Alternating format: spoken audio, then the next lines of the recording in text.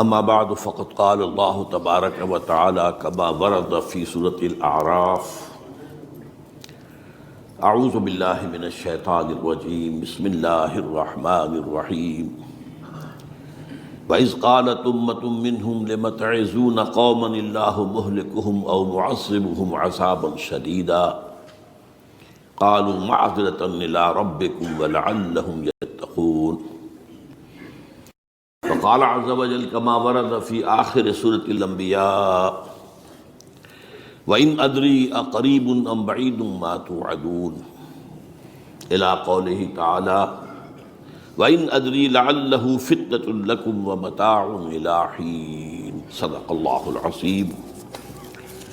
وعن سلمان الفارسي رضي الله تعالى عنه قال قال رسول الله صلى الله عليه وسلم لا يرد القضاء إلا الدعاء ولا يزيد في العمر إلا البر. رواه الإمام الترمذي رحمه الله. رب اشرح لي صدري ويسر لي أمري واحلل عقدة من لساني يفقهوا قولي. اللهم ربنا ألهمنا رشدنا وأعذنا من شرور أنفسنا. اللهم أرنا الحق حقا وارزقنا اتباعه وأرنا الباطل باطلا وارزقنا اجتنابه. آمین یا رب العالمین. حضرات، اگر انسان اس بات پر غور کرے کہ انسانی زندگی کی سب سے یقینی شے کون سی ہے جس میں کسی شک و شبہ کی گنجائش نہیں، زندگی کی سب سے بڑی حقیقت موت ہے جسے ہم بھلائے رکھتے ہیں. اگر کسی عزیز کی نماز جنازہ پڑھتے ہیں تب بھی یہ خیال نہیں آتا کہ اس وقت ہم بھی ہو سکتا تھا کہ یہاں پر بجائے ان کے میرا لاشا ہوتا. کچھ تھوڑی سی تو ہوتی ہے. قبر میں جب اتارتے ہیں کسی عزیز کو تو کچھ نہ کچھ احساسات کے اندر کچھ حرکت ہوتی ہے، لیکن بس واپس آنے کے بعد پھر آدمی بھول جاتا ہے موت. لیکن قرآن مجید نے لفظ یقین استعمال کیا ہے موت کے لیے. سورہ حجر کی آخری آیت ہے، حضور سے خطاب کر کے فرمایا وَاعْبُدْ رَبَّكَ حَتَّى يَأْتِيَكَ الْيَقِينُ. اے نبی، آپ تو اپنے رب کی بندگی میں لگے رہیے، اس کی اطاعت میں، اس کی فرما برداری میں، یہاں تک کہ موت آ جائے. تو سب سے یقینی شے حیات انسانی کی موت ہے. اسی طرح اس کائنات کی سب سے یقینی شے قیامت ہے. کچھ عرصے پہلے تک جب سائنس آئی تھی، خاص طور پر نیوٹن کا دور تھا، آپ کو یاد ہوگا بہت سو کو جو اصول تھے، میٹر از انڈسٹرکٹیبل، میٹر ڈسٹرائے نہیں ہو سکتا. عام گمان یہ تھا کہ کائنات ہمیشہ سے ہے، ہمیشہ رہے گی. یہ اس دور کا یہ تھا جو ذہنوں میں تصور تھا، جس کو نیوٹونین ایرا آف فزکس کہا جاتا ہے، فزکس کا نیوٹن کا دور. اور ویسے وہ بابا آدم ہے، ماڈرن فزکس کا باپ جو ہے وہ اس میں کوئی شک نہیں، نیوٹن ہے.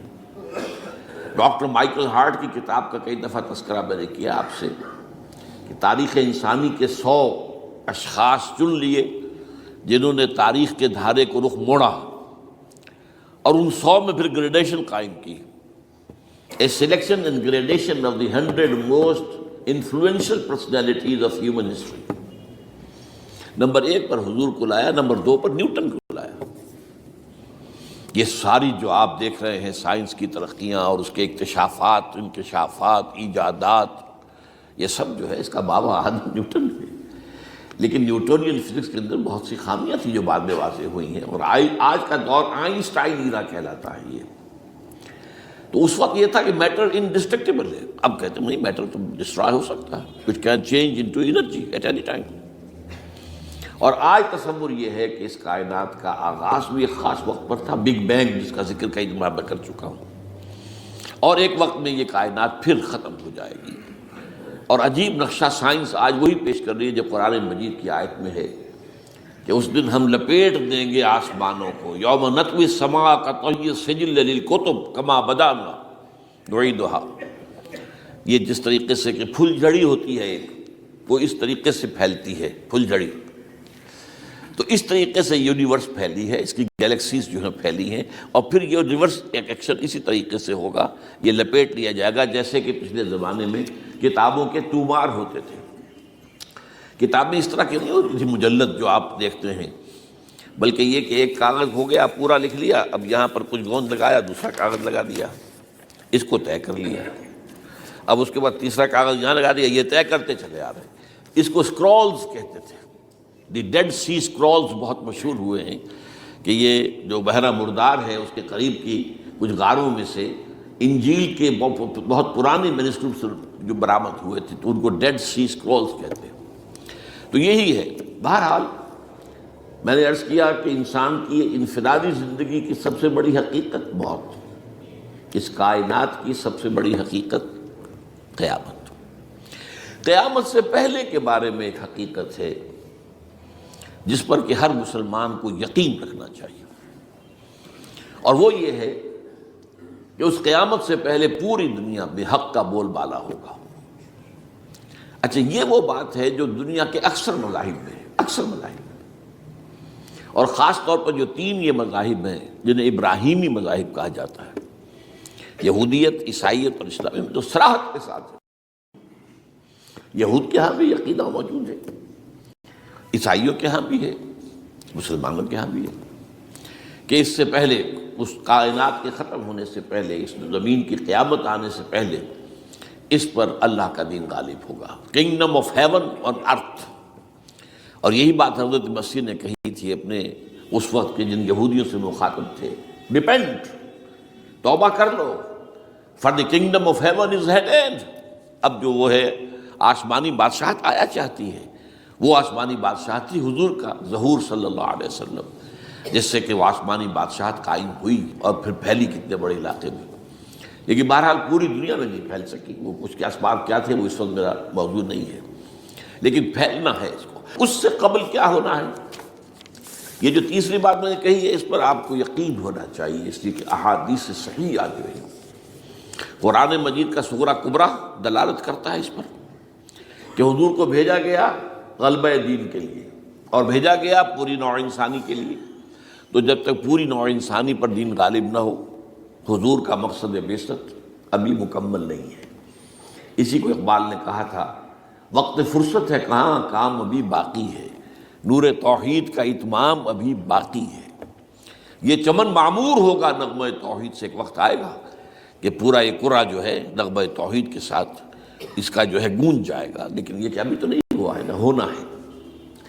اس سے پہلے کا معاملہ ایک ہے کہ جس کی خبریں دی گئی ہیں، اور وہ ہے کہ قیامت میں اس نظام دین حق کے غالب ہونے سے پہلے بڑی خوفناک جنگوں کا ایک سلسلہ ہے جس کی خبریں دی گئی ہیں۔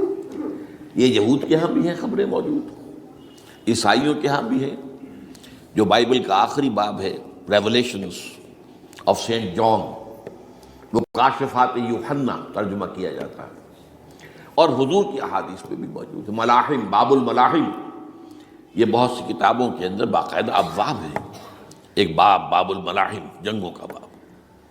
ان میں سے ایک جنگ وہ ہے جسے کہا ہے اس یوحنا کی مکاشفات میں آرمگدان، اور غالباً اسی کو حضور نے قرار دیا ہے الملحمۃ العظمیٰ، عظیم ترین جنگ، الملحمۃ الکبریٰ۔ تو یہ بھی یقینی چیزیں ہیں کہ جو ہونے والی ہیں۔ یہ ملاحم کیوں ہوں گے؟ اب اس میں اچھی طرح سمجھ لیجئے کہ اس میں ایک تو ہے عذاب اکبر جو آئے گا یہودیوں پر، ایک ہے عذاب اصغر جو آئے گا مسلمانوں پر۔ میں نے یہ آج سے 20 سال پہلے کتاب لکھی تھی، وہ جو مختلف، پہلے تو وہ نوائے وقت کے اندر کالم کی شکل میں شائع ہوئی تھی، پھر یہ کہ موجودہ اور سابقہ مسلمان امتوں کا ماضی، حال اور مستقبل، غالباً اس وقت آؤٹ آف پرنٹ ہے وہ کتاب۔ بہرحال جن کو بھی دلچسپی ہو وہ اسے کہیں سے حاصل کر لیں، لائبریری سے، مکتبے سے مل جائے گی، پڑھیں اس کو۔ یہ 20-22 سال پہلے کی بات ہے، کوئی آج کی بات نہیں۔ تو اس میں ان تمام چیزوں کا میں نے تذکرہ کیا ہے، اس لیے کہ عذاب اکبر اس کو کہتے ہیں کہ کسی قوم کا نام و نشان مٹا دیا جائے۔ یہ عذاب اکبر آتا تھا صرف ان قوموں پر جن کے طرف رسول بھیجے گئے، اور قوموں نے بحثیت مجموعی رسولوں کا انکار کیا، ان پر وہ عذاب آئے، اسے عذاب استیصال بھی کہتے ہیں۔ فَقُطِعَ دَابِرُ الْقَوْمِ الَّذِينَ ظَلَمُوا، ان کی جڑ کاٹ دی گئی۔ ایک جڑ کاٹنا ہوتا ہے، ایک درخت کو کاٹنا ہوتا ہے، درخت کو کٹے گا تو پھر دوبارہ جڑ میں سے شاید وہ نکل آئے، لیکن نہیں، جڑ سے اکھیڑ۔ لَا يُرَىٰ إِلَّا مَسَاكِنُهُمْ، یہ عذاب جو ہے اب کسی قوم پر نہیں آ سکتا، اس لیے کہ اب کوئی رسول تو آئے گا ہی نہیں، لیکن ایک قوم پر یہ تاریخ کے قرضے کی حیثیت سے موجود ہے، اور وہ قوم یہود ہے۔ ان کی طرف رسول بھیجے گئے حضرت عیسیٰ ابن مریم، رسولا الی بنی اسرائیل، اور انہوں نے یہ بات تو بہت دور کی تھی کہ مانتے انہیں اور ان پر ایمان لاتے، الٹا جو کچھ کیا ہے آپ کو معلوم ہے، انہیں ولد الزنا قرار دیا، جادوگر قرار دیا، واجب القتل قرار دیا، اور اپنے بس پڑتے سولی پر چڑھوا کر دم لیا۔ حالانکہ بات ہوا یہ نہیں ہے، اللہ نے انہیں اس سے پہلے ہی زندہ اٹھا لیا آسمان پر، دوبارہ وہ آئیں گے۔ بہرحال لیکن اس قوم کے اوپر وہ عذاب جو ہے وہ قرض ہے تاریخ کا، وہ قرض ادا ہوگا۔ حضرت مسیح علیہ السلام ہی آئیں گے دوبارہ، اور ان کے ہاتھوں اس امت کا خاتمہ ہوگا، ایک ایک فرد ختم ہو جائے گا۔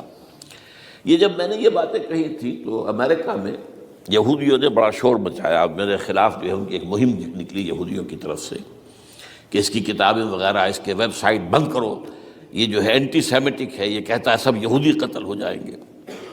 یہاں پر بھی جو میرے ساتھ ایک ڈائلاگ کرنے کے لیے کوئی 12-13 پروفیسر آئے تھے امریکہ وغیرہ سے، ان میں سے جو یہودی تھا تو اس نے بہت ناراضگی کا اظہار کیا، آپ کہتے ہیں سارے یہودی ختم کر دیے جائیں گے، یہ بات ظاہر بات ہے پیلیٹیبل نہیں ہے۔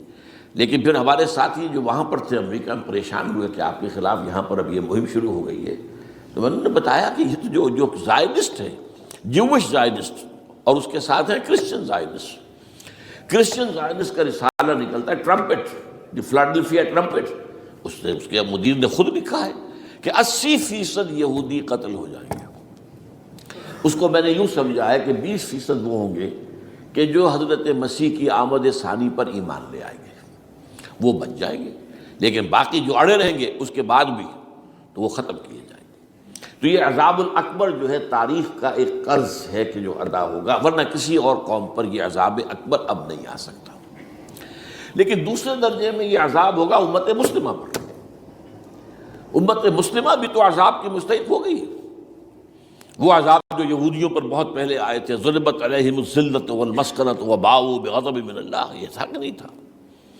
حالانکہ انہوں تو یہ خیال تھا کہ we are the chosen people of the Lord, ہم تو اللہ کی منتخب قوم ہے۔ قرآن کہتا ہے کہ ان کا قول یہ تھا، نحن ابناء اللہ واحباؤہ، ہم تو اللہ کے بیٹوں کی طرح ہیں اور اللہ کی جو ہے بہت چہیتے ہیں۔ کہ عذاب آئے، نبوکدنضر کے ہاتھوں آیا، اسیرینز کے ہاتھوں آیا، پھر یونانیوں کے ہاتھوں، الیگزینڈر دی گریٹ کے ہاتھوں آیا، پھر رومنوں کے ذریعے سے آیا، اور پچھلی صدی میں جرمنوں کے ذریعے سے آیا۔ تو عذاب آئے، یہ عذاب، لیکن قوم ختم نہیں ہوئی۔ وہ عذاب اکبر نہیں تھے، یہ عذاب مختلف حصوں میں آئے اور بڑی بڑی تباہیاں آئیں، لیکن وہ عذاب اکبر نہیں تھے۔ اسی طرح کے عذاب ہم پر بھی آئے، ہم پر کروسیڈرز آئے اور لاکھوں مسلمان قتل ہوئے۔ یروشلم ہمارے ہاتھ سے 88 برس تک نکلا رہا، اور اس پر عیسائیوں کا قبضہ رہا، ندیاں خون کی بہہ گئی مسلمانوں کی، اور پورا میڈیٹرینین کا ایریا جو ہے تقریباً قبضے میں رہا ہے عیسائیوں کے۔ پورا یورپ اس وقت آیا تھا۔ یہ جو کروسیڈ نے 250 برس تک وہ جاری رہے، waves after waves of the crusaders coming and attacking and conquering this cities. یہ جتنی بھی فلسطین وغیرہ کا علاقہ ہے جس کے اندر ان کا اثار ہے، اور شام کا علاقہ ساحلی۔ پھر آپ کو معلوم ہے ہمارے اوپر عذاب اس سے بھی بڑا، اس سے کئی گنا بڑا آیا تاتاریوں کے ہاتھوں، کروڑوں کے قریب انسان جو ہے مسلمان قتل ہوئے۔ پھر اس کے بعد آپ کو معلوم ہے کہ پھر یہ یورپین کولونیلزم آ گیا، جیسے ان پر آئے تھے یونانی اور پھر رومی اور اب پھر جرمن، ہم پر آئے انگریز آئے، کہیں ولندیزی آئے، کہیں ڈچ آئے، کہیں ہسپانوی آئے، کہیں اطالوی آئے، کہیں اسپینیئرز آئے، اور پورا کا پورا عالم اسلام ان کے زیر نگین آیا کہ نہیں آیا؟ دی کلونیل ایرا جسے آپ کہتے ہیں۔ تو وہ عذاب ابھی اس امت کے اوپر اور باقی ہے، ایک قرض ہے، اور وہ کیا ہے؟ یہ کلونیل ایرا جب ختم ہوا ہے، ہم آزاد ہونے شروع ہوئے، اب یہ ہمارے لیے ایک امتحان کا مرحلہ تھا بہت بڑا۔ آزاد ہو کر تم کیا کرتے ہو؟ پہلے تو ہم کہہ سکتے ہیں کیا کریں، ہمارے اوپر تو ہم تو مجبور ہیں، ہمیں غلام بنا لیا انگریزوں نے آ کر، ہمیں فرانسیسیوں نے غلام بنا لیا، ہمیں اطالویوں نے غلام بنا لیا، ان کی طاقت کے آگے ہم بے بس ہیں، لاچار ہیں، ٹھیک ہے، لیکن اب آزادی دے کر فَيَنظُرَ كَيْفَ تَعْمَلُونَ، اب تمہیں آزادیاں دے کر پھر اللہ دیکھے گا تم کرتے کیا کیا ہم نے۔ جو مسلمان قوم ملک آزاد ہوا اس نے یا تو اپنا قبلہ بنایا واشنگٹن کو یا بنایا ماسکو کو، کسی نے قرآن کو اپنا امام نہیں بنایا۔ دعائیں مانگتے ہیں وَاجْعَلْهُ لَنَا إِمَامًا وَنُورًا وَهُدًى، لیکن اس کو امام بنانا، اپنا امام بنانا، اس کے پیچھے چلنا، اس کے احکام کو نافذ کرنا، اس کی شریعت کی تنفیذ کرنا، یہ اس کی تہذیب، اس کا تمدن دیا ہوا، اس کا معاشی نظام دیا ہوا، اس کو قائم کرنا، زیرو۔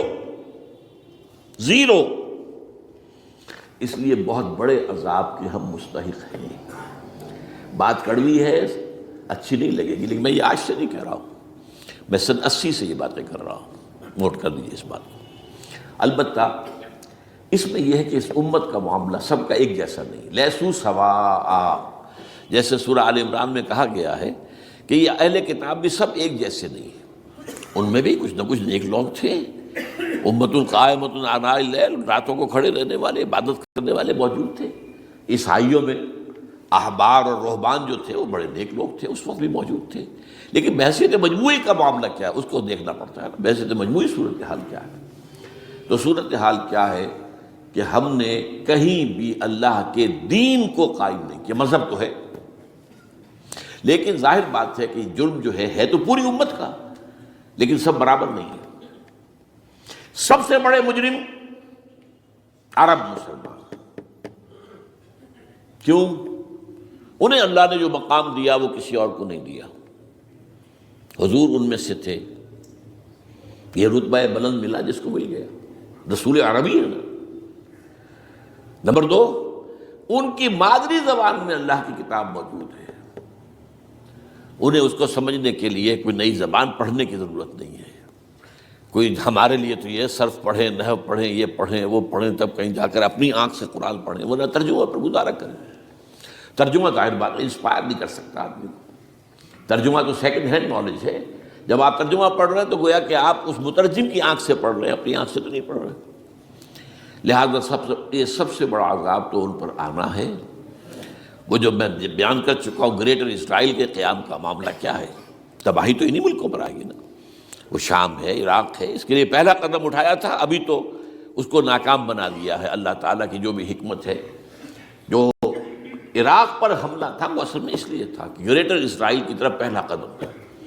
شیرون نے کہہ دیا تھا یہ جو پڑا ہوا ابھی کہیں مرا نہیں ہے، اس نے کہا تھا جیسے یہ صدام کی حکومت ختم ہوئی ہے، اس کے مجسمے گرائے گئے ہیں کہ ان قریب عراق پر ہمارا قبضہ ہوگا، یہ اصل میں تھا اس گریٹر اسرائیل کی طرف پہلا قدم۔